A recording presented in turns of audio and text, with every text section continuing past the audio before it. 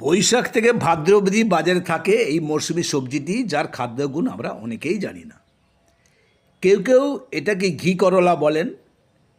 এটিতে পুষ্টিগুণ টাইটম্বুর, কিন্তু আমরা এটাকে অনেকে মানি না, অনেকে জানি না বা অনেকে পাত্তা দিই না।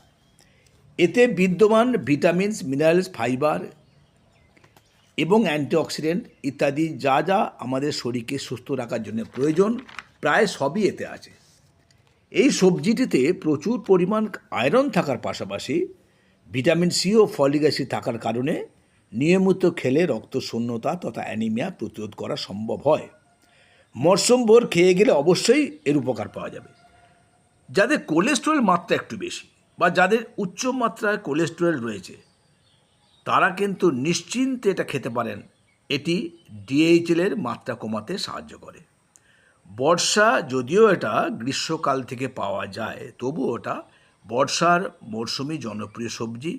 বর্ষায় রোগমুক্ত থাকতে প্রতিদিন থাকুক প্রথম পাতে। কম ক্যালোরি ও ফাইবার সমৃদ্ধ সবজি বলে গ্লুকোজের মাত্রা নিয়ন্ত্রণ করতে পারে। এটি উচ্চ মাত্রার কোলেস্টেরল মাত্রা কমাতে সাহায্য করে, আগেই বলেছি। এর বিশেষ উপকারসমূহ আজকে আমরা জেনে নেব।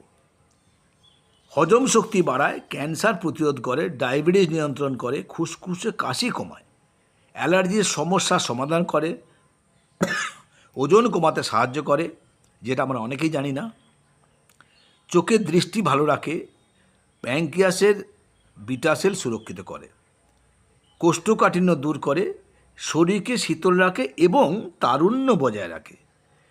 সর্বোপরি আমাদের দৈনন্দিন যে প্রোটিন লাগে, সেই প্রোটিনের এটা যোগান দেয়। এটাকে আমরা বাঙালিরা বেশি ভেজে খেতেও ভালোবাসি, মানে রিং ভাজি যেটা বলে, মানে গোল গোল করে কেটে, রিং করে কেটে আমরা বিভিন্নভাবে ভাজি।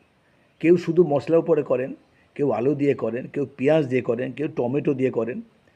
এটাকে নানা রকমভাবে সবজি বানানো যায়, কিন্তু আমরা বেশি প্রেফার করি ওটাকে।